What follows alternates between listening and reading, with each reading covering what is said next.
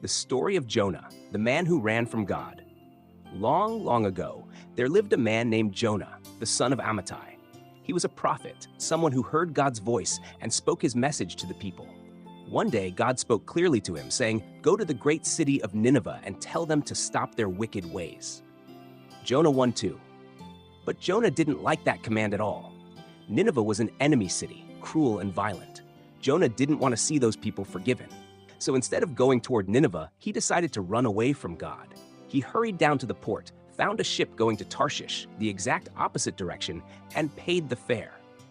Then he went below deck to hide and sleep. But no one can really hide from God. Soon, a fierce storm swept across the sea. The waves crashed, the wind howled, and the ship nearly broke apart. The sailors panicked, throwing cargo overboard, each praying to their own gods. Jonah knew the truth. He was the reason for the storm. He told them, "Throw me into the sea, and it will become calm." Jonah 1:12. They didn't want to, but finally they did. And right then, the sea became calm again. The sailors were amazed, and they worshipped the God of Jonah. Then something incredible happened.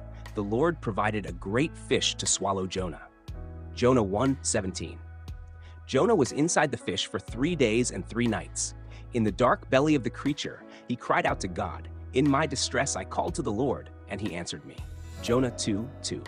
He prayed, repented, and thanked God for sparing his life. Then the Lord spoke to the fish, and it vomited Jonah out onto dry land. God gave him a second chance. This time, Jonah obeyed. He went straight to Nineveh and preached, 40 more days and Nineveh will be destroyed. Jonah 3:4. The message spread quickly. The people of Nineveh believed God. Everyone, from the king in his palace to the poorest worker in the streets, repented. They fasted, wore sackcloth, and begged for forgiveness. And God saw their hearts. When God saw what they did and how they turned from their evil ways, he had compassion and did not bring destruction. Jonah 3:10. But Jonah wasn't happy about it. He went outside the city and sat down, angry that God had shown mercy. So God made a plant grow overnight to give Jonah shade.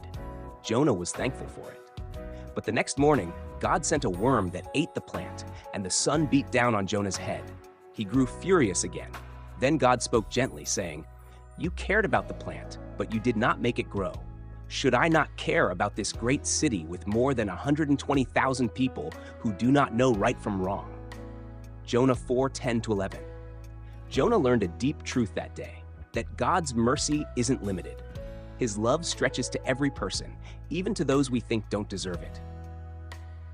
Moral of the story: you can't run away from God's plan. God gives second chances.